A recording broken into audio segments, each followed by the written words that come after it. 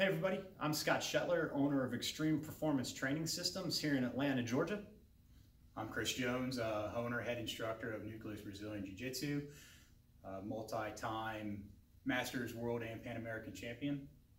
So what we're doing with this video series is we're collaborating on some videos where we're trying to bring you a lot of the special strengths exercises that we utilize here in the training center with the sole purpose of bridging the gap between your combat sports performance and what you do in the gym.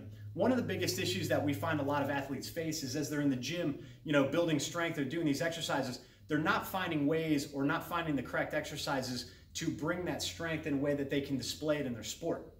Now, Chris, we know that the combat sports is all about technique, it's all about body position, leverage, and things like that. But wouldn't you say there's a point in time where strength and conditioning comes into play? Yes, absolutely. During my time doing jiu-jitsu, I really had a breakthrough in my 2017 year.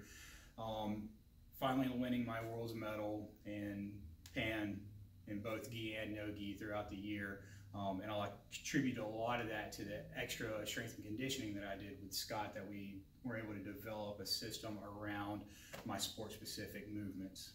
And one of the things you often hear is technique is the most important thing, strength doesn't matter. And that's true to a certain point, when technique is not the issue. But if you have two athletes who are at equal levels of technique, strength is going to come more into play. That's why we have weight classes in combat sports. That's why we have gender divisions, because strength is a factor. So we're not saying that technique is not important through any of the stuff that we're doing.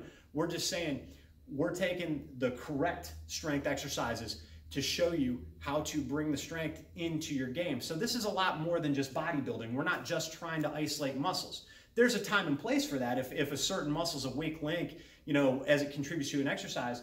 But one of the things that we need to do is assess the athlete's strengths and weaknesses and how they need to use their body in their sport. So some of the key points that we focus on with Chris, for instance, are things like shoulders and hips. So a lot of the exercises that we do are trying to build up those certain weak points so that he's now got stronger hips for his hip drive. He's got more strength and mobility in his shoulders and things like that. So Chris, what do you think some of the key aspects are in strength conditioning with your jiu-jitsu game? A lot of it is going to be as far as mobility with my hips. I want to be able to have an explosive core and strength in there, so that way I can really get into the movements a lot more efficiently with speed and power. And then once I get into the correct movement, then I have the proper application of utilizing individual muscles as far as breaking the grips or isolating arms to finish shoulder locks and ankle locks and things in that manner. So one of the things that we hope to teach you over this series of videos is how to look analytically at your individual game. No two athletes are ever at the same levels of physical preparation. So it's really important for you as a coach, you as an athlete, or you with your coach, looking at your game, developing kind of a web of all the physical abilities that are required of your sport, and then assessing where you fall on that web so that you can better apply these strength exercises and techniques to your game to help improve your performance. So that's what we're looking at bringing you over time. We really hope you enjoy this video series, and we're looking forward to getting into it. Os.